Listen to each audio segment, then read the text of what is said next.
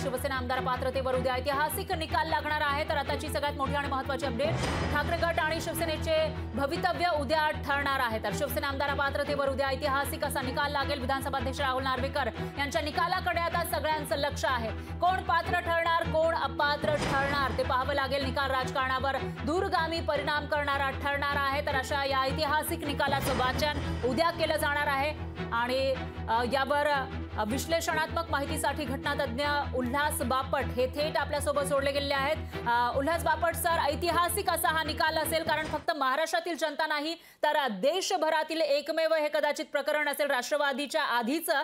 तर त्यामुळे आता उद्या निकाल लागणार आहे। काय सांगाल याविषयी आपल्या प्रेक्षकांना? कसं आहे, एक गोष्ट लक्षात घ्या की 1985 साली राजीव गांधींनी 52वी घटना दुरुस्ती करून हे 10वं शेड्यूल घातलं आणि प्रत्यक्षात त्यावेळी त्यांच्याकडे लोक येत असताना सुद्धा त्यांनी पक्षांतर बंदी कायदा केला आणि भारताच्या लोकशाहीवर एक फार मोठे उपकार केले।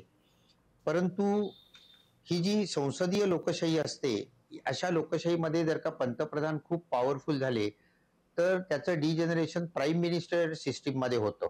आता फली नरिमननी बिफोर मेमरी फेड्स पुस्तक लिहिलं आहे, त्यात त्यांनी लिहिलं की 75 सालच्या आणीबाणीमध्ये पंतप्रधानांनी आमची निराशा केली, संसदेने त्याला संमती देऊन निराशा केली, अध्यक्षांनी त्याच्यावर सही करून आमची निराशा केली आणि सुप्रीम कोर्टाने आणीबाणीत जगण्याचाही अधिकार नाही असा निर्णय देऊन त्याहून निराशा केली।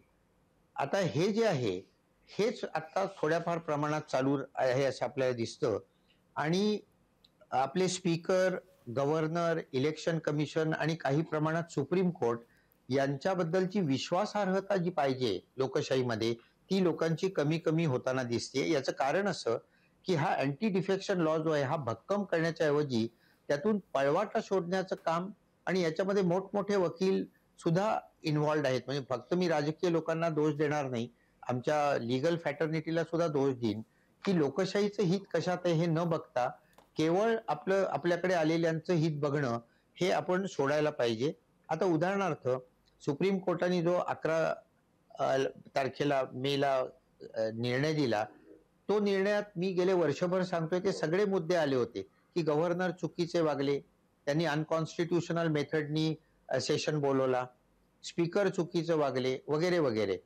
पण हे सगळं सांगताना सेपरेशन ऑफ पॉवर्स खाली डिस्क्वालिफिकेशन जे आहे ते स्पीकर करतो हे बरोबर आहे, पण ते देताना त्यांनी किती वेळात करायचं हे सांगितलं नाही। त्यांनी रिझनेबल टाइम असं म्हटलं। आपल्याकडे प्रत्येक शब्दाचा दुरुपयोग केला जातो। रिझनेबल टाइम सुप्रीम कोर्टाप्रमाणे 3 महिने असतो, आता 8 महिने झाले, म्हणजे 3 महिन्याचे 5 महिने जास्त लागले। याचे 2 अर्थ होतात।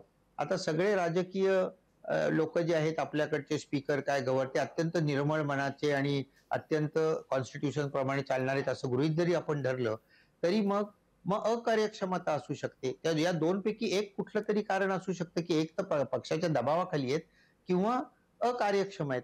आता स्पीकर क्वेसाय ज्युडिशियल ऑथॉरिटी आहे, असं असताना त्यांनी चीफ मिनिस्टरला काल भेटायला जाणं हे घटनात्मक एथिक्सच्या पूर्णपणे विरुद्ध आहे। म्हणजे जजनी आरोपीला भेटायला गेल्यासारखं आहे। तेव्हा उद्या ते निर्णय काय देतील याच्याबद्दल मी काहीही सांगू शकत नाही। आणि एक गोष्ट लक्षात घ्या की सुप्रीम कोर्टाने 2/3 लोक एकाच वेळी बाहेर जायला पाहिजेत हे स्पष्ट केलेलं नाही। आता 16 लोक जे गेले ते 2/3 होत नाही, त्यांचं मर्जर पण झालेलं नाही। तेव्हा अत्यंत निश्चित आहे की ते डिस्क्वालिफाय होतात आणि त्याच्यामध्ये एकनाथ शिंदे असल्यामुळे या कायद्याखाली जर का डिस्क्वालिफाय झालं तर मुख्यमंत्री राहता येत नाही आणि मुख्यमंत्री गेले तर सरकार पडतं। त्यानंतर अर्थातच गव्हर्नरच्या हातात सगळं जातं। इतर कोणाला बहुमत असेल तर गव्हर्नर बोलवू शकतात किंवा राष्ट्रपतींकडे राष्ट्रपती राजवट लावावी अशी शिफारस करू शकतात। तसं जर का झालं तर 6 महिन्याच्या आत पुन्हा निवडणुका घ्याव्या लागतील। आणि मी गेले वर्षभर सांगत आलोय की निवडणुका झाल्या की अंतिम निर्णय जो आहे तो लोकांच्याच हातात आहे। आपली राज्यघटनाच मुळी we the people of India पासून सुरू होते आणि त्यामुळे लोक जर का म्हणाले की शिंदे बरोबर होते तर ते बरोबर आहे, ठाकरे बरोबर होते तर ते बरोबर आहे। तेव्हा आपल्याला वाट बघावी लागेल, उद्याचा निर्णय बघूया आणि मग त्याच्यावर पुन्हा त्याचं अनालिसिस आपल्याला करता येईल। निश्चितच बापट सर, मात्र आता तुम्ही स्पीकर विषयी बोललात आणि स्पीकर जे आहेत आपले विधानसभा अध्यक्ष यांनी एक महत्त्वाचं वक्तव्य केलेलं होतं की कोणालाही अपेक्षित नसेल असा अनपेक्षित निकाल उद्या लागणार आहे। याचा अर्थ नेमका काय होतो? बरं झालं तुम्ही मला हा प्रश्न विचारलात. ते स्पीकरनी माध्यमांशी बोलणंच मुळात अपेक्षित नाहीये. जजनी जसं आरोपीशी बोलायचं नाहीये तसंच माध्यमांशी पण बोलायचं नाहीये. आणि स्पीकर हे आता जज असताना मी काय निर्णय देईन हे त्यांनी माध्यमाला सांगायचं नसतं. त्यांनी निर्णय दिल्यानंतर माध्यम त्यांच्याकडे जातील आणि काय निर्णय आहे ते विचारतील. तेव्हा किती ठिकाणी घटनेचं उल्लंघन होत आहे, न्यायव्यवस्थेचे एथिक्सचं उल्लंघन होत आहे, त्याचं एक उत्तम आणखी एक उदाहरण तुम्ही माझ्यासमोर ठेवलं. पण बापट सर, तुम्ही पळवाटांचा सुद्धा उल्लेख केलेला आहे. थोड्या वेळापूर्वी विश्लेषण करताना निकाल जो आहे तो आता उद्याच येऊ शकेल, आपण फक्त शक्यतांवर बोलू शकतो. तर ज्या काही पळवाटा आहेत त्या बाबतीमध्ये उद्याचा निकाल नेमका कसा असेल असं तुम्हाला वाटतंय? नाही, मी आपल्याला सांगितलं ना की स्पीकर, गव्हर्नर, इलेक्शन कमिशन याच्यावरची विश्वासार्हता कमी होतीये. काही वर्षांपूर्वी मला विचारलं असतं तर मी गेले 50 वर्ष राज्यघटना शिकवते विविध स्तरावर, LLB, LLM, PhD सगळ्या स्तरांवर. पण मला निश्चित सांगता नाही येणार, कारण याच्यामध्ये राज्यघटनेच्या अभ्यासापेक्षा राजकारण जास्त आहे आणि राजकारणावर मी कधीच बोलत नाही. पण सर, याच्यामध्ये आपण जर समजा शेड्यूल 10 विषयी बोललो तर जेव्हा सुनावणी सुरू होती, बरेच दिवस ही सुनावणी चाललेली होती विधानसभा अध्यक्षांसमोर, त्यावेळेला सुद्धा एक मुद्दा समोर आलेला होता की माझ्याकडे याविषयीची तक्रार आलेली नाही असं विधानसभा अध्यक्षांनी या सुनावणीमध्ये म्हटल्याचं बोललं जात होतं. फुटीची तक्रार आली नाही, त्यामुळे शेड्यूल 10 इथं लागू होत नाही असं ते म्हणाले होते, असंही समोर आलं होतं. याविषयी काय सांगाल? नाही, मी कायदेशीर फार डिटेल्स मध्ये इथे जात नाही, कारण त्याचं स्पष्टीकरण द्यायला खूप वेळ लागेल. परंतु गमतीची गोष्ट अशी आहे की ठाकरेंच्या बाजूनी जे 2 वकील सुप्रीम कोर्टात बोलत होते ते माझे विद्यार्थी आहेत, त्यांना कॉन्स्टिट्यूशन मी शिकवलंय. आणि शिंदेच्या बाजूनी जे 2 वकील बोलत होते त्यांनाही कॉन्स्टिट्यूशन मी शिकवलेलं आहे. त्यामुळे दोन्ही बाजूला मी शिकवलेलं असल्यामुळे मी त्याच्यावर फार बोलणं पसंत करणार नाही, कारण दोन्हीकडनं माझ्याकडे कन्सल्टेशन करता लोक येत आहेत.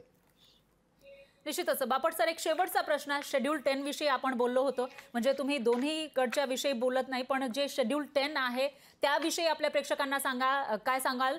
शेड्यूल 10 या ठिकाणी लागू होतं का, आणि असेल तर मग नेमकं काय असू शकेल उद्याचा निकाल? शेड्यूल 10 100% इथे लागू होतं. पक्षांतर झालेलं यात काही शंका नाही. आपणहून जर का पक्ष सोडला कुठल्या व्यक्तीने तर तो डिस्क्वालिफाय होतो, किंवा विधानसभेमध्ये किंवा लोकसभेमध्ये चुकीचं मतदान पक्षाच्या आदेशाच्या विरुद्ध केलं तरी तो डिस्क्वालिफाय होतो. तेव्हा पहिलं जे आहे आपणहून पक्ष सोडणं हे लागू पडतं. याला 3 अपवाद होते. 1/3 बाहेर गेले तर ते वाचत असत, ते काढून टाकलं 91व्या घटना दुरुस्तीनी. परंतु 2/3 बाहेर गेले आणि त्यांचं मर्जर झालं तर ते वाचतात, किंवा स्पीकरनी तात्पुरता पक्ष सोडला तर तोही डिस्क्वालिफाय होत नाही. तर यातला जो दुसरा आहे 2/3 एका वेळी बाहेर जाणं आणि मर्जर होणं, तर या दोन्ही गोष्टी पहिल्या 16च्या बाबतीत झालेल्या नाहीत. त्यामुळे राज्यघटनेचा प्राध्यापक म्हणून कुठल्याही पक्षामध्ये मला कवडीत काही रस नाहीये. इंदिरा गांधींनी आणीबाणी निर्माण केली तर मी इंदिरा गांधींच्या विरुद्ध बोलत होतो, त्यावेळी भाजपवाले माझ्यावर फार खुश होते. परंतु आता मी भाजपच्या विरुद्ध बोलतोय तर त्या मला ट्रोलिंग होत आहे. तेव्हा आपण ते सगळं बाजूला ठेवूया. राज्यघटनेच्या दृष्टीने बघायचं झालं तर हे 16 लोक माझ्या मते डिस्क्वालिफाय व्हायला पाहिजेत.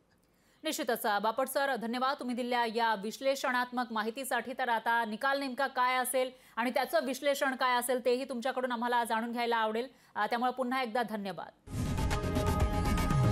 लोकशाही मराठी ऐका, पहा, जागरूक रहा.